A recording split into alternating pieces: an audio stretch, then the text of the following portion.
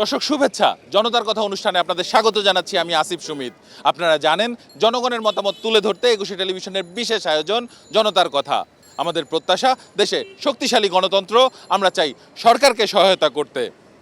দর্শক, সাধারণ মানুষের কাছে প্রশ্ন রাখতে চাই বিএনপির ভারপ্রাপ্ত চেয়ারপারসন তারেক রহমানের একটি বক্তব্য দিয়ে।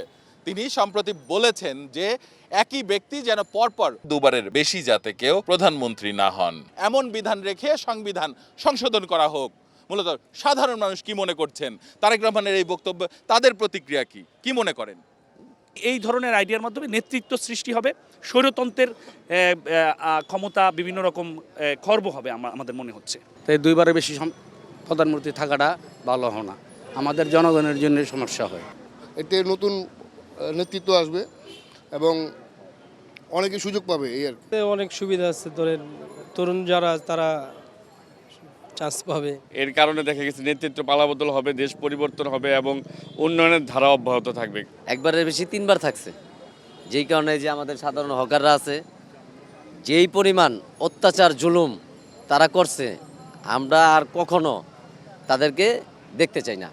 দুইবারের বেশি প্রধানমন্ত্রী থাকাটা উচিত না মনে হয়। দুইবারে প্রধানমন্ত্রী থাকলে কোনো সমস্যা নেই, তিনবারে প্রধানমন্ত্রী থাকলে সমস্যা আছে। ফেসি সরকার যেই জনগণের ভোট অধিকারটা ছিনে নিয়ে চলে গেছে, এই সরকার আমরা আর চাই না। পরবর্তীতে ইলেকশন হইলে আরেকজন যদি আইব, তরুণ প্রজন্ম আইব, এদের বয়স হয়ে গেছে, তরুণ প্রজন্ম আইব, এদের মেধা শক্তি অনেক বেশি, এরা দেশ চালাইতে সক্ষম হবে।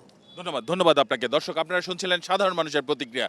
সাধারণ মানুষ তাদের এই মতামত দিচ্ছিলেন তারেক রহমানের বক্তব্যের উপরে। মূলত আমরা দ্বিতীয় যে প্রশ্নতে যেতে চাই যে শেখ হাসিনা দিল্লিতে বসে যে বিবৃতি দিচ্ছেন তাতে সরকার বিব্রত বোধ করছে।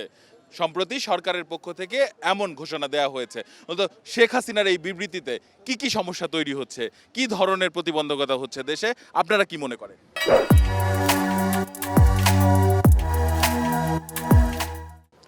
আমরা মনে করি ওনার একটা নৈতিক স্খলন ঘটেছে, ওনার দেশবাসীর কাছে ক্ষমা চাওয়া উচিত এবং এই ধরনের খুনি ফ্যাসিস্টের অবশ্যই প্রকাশ্যে তার সঠিক বিচার হওয়া উচিত বলে আমরা মনে করছি। অডিওগুলো খেয়াল করে দেখবেন, উনি স্টেট লেভেলের মানে মহানগর বলেন, জেলা লেভেল বলেন, কোনো নেতার সাথে ওনার ফোনালাপ নাই।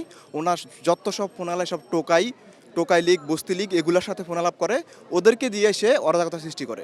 এই ধরনের বক্তব্য উনি যদি দেশের বাইরে থেকে দেয়, হয়তো ব্যক্তিগতভাবে কারো তার আক্রোশ থাকতে পারে, কিন্তু এটা যে একটা দেশের ক্ষতি হচ্ছে এইটা কিন্তু উনি ফোকাস করছেন না। অর্থাৎ উনি একটা স্বৈর শাসক এবং এই দেশের জন্য উনি মঙ্গলজনক না। সরকার থেকেই আপনারই করতে হবে, যে সিদ্ধান্ত গ্রহণ করতে হবে, তাতে ওনার কোনো ভয়েস আমাদের দেশে যাতে কেউ দেখতে না পারে বা কেউ বুঝতে না পারে, শুনতে না পারে, ওই সিদ্ধান্ত এখন গ্রহণ করা উচিত আমার মনে হয়। তাদের কোনো সংবাদ কোনো মিডিয়াতে যে প্রচার না হয়, এই ব্যাপারে সজাগতা হবে আপনাদের মিডিয়ারও, আমাদের জনগণরাও।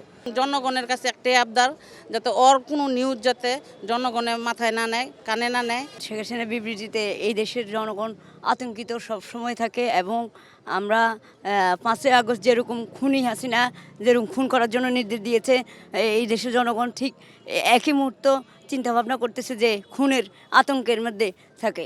এই বিবৃতির কারণে তার যে নেতাকর্মীরা আছে দেশের মধ্যে, তারা দেশের মধ্যে একটা অরাজকতা সৃষ্টি করতেছে। এতে সাধারণ জনগণের মনের ভিতরে একটা ভয়, আতঙ্ক কাজ করে। ছাত্রলীগ, যুবলীগ ওরা বিভিন্ন মাধ্যমে, যোগাযোগের মাধ্যমে দেশে একটা অরাজকতা সৃষ্টি করতে চাচ্ছে। ওরা আবার নামতে যাচ্ছে এখানে, এটা আমাদের সাথে আমরা আতঙ্কগ্রস্ত, হতাশাগ্রস্ত, সন্ত্রাস সৃষ্টি হইতেছে। এই জন্য আমরা চাই যাতে ওর প্রচারটা এই দেশে না হোক। স্বাধীনতার পরে সবচেয়ে বেশি 3-4 হাজার মানুষকে আপনার 15 দিনে মেরে ফেলছে। এরকম সন্ত্রাসকে দেখতে চাই না। এরকম কোনো সন্ত্রাস আগামীতে বাংলাদেশের রাজনীতিতে আসুক, এটা আমরা চাই না। ভারতীয় দূতাবাসের মাধ্যমে এবং জাতিসংঘের মাধ্যমে, ইন্টারপোলের মাধ্যমে তাকে গ্রেপ্তার করে বাংলাদেশে আনে বিচারের আওতায় আনা উচিত। রাস্তাঘাটে চলাচলেও অনেক সময় আতঙ্কে থাকি যে থেকে কি হয়ে যায়। তারপর বিভিন্ন জায়গায় অনেক ধরনের গ্যাঞ্জাম, মারামারি এগুলোও করতেছে। তো এইসব জিনিস নিয়ে আমরা আসলে সবসময় আতঙ্কেই থাকি। তো এইগুলো না করে এগুলো বন্ধ করুক, আমরা জনগণ যারা আছি সাধারণভাবে থাকি, এটাই আশা করি আর কি। ধন্যবাদ আপনাকে। দর্শক, আপনারা শুনছিলেন সাধারণ মানুষের প্রতিক্রিয়া। সাধারণ মানুষ কিন্তু তাদের ভাবনাগুলো অসাধারণ, তাদের চিন্তা অনেক সূক্ষ্ম ও গভীর। দর্শক, জনতার কথা দেখতে প্রতি শনি, রবি, মঙ্গল এবং বুধবার চোখ রাখুন একুশে টেলিভিশনে। সঙ্গে থাকবো আমি আসিফ সুমিত। বাংলা।